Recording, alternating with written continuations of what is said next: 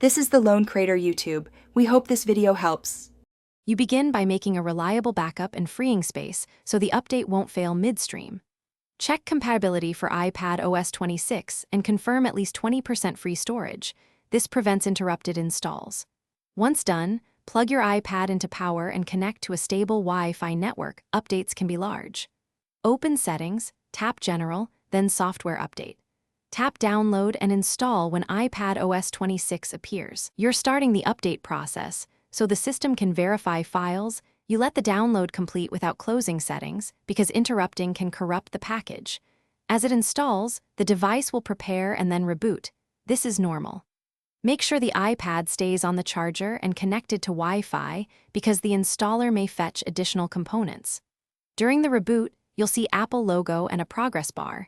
That bar can pause briefly while the system verifies updates. When you see the welcome screen, follow on screen, prompts to finish setup, and restore any settings if needed.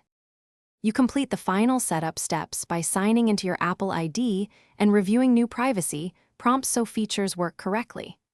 Make sure apps are updated in the App Store to avoid compatibility issues. Adjust settings like Stage Manager or Accessibility as desired. If the update fails or the iPad gets stuck on a progress bar, reboot and try the update again. If that doesn't help, connect to a Mac or PC and restore from your backup via Finder or iTunes so you can retry the clean install without losing data.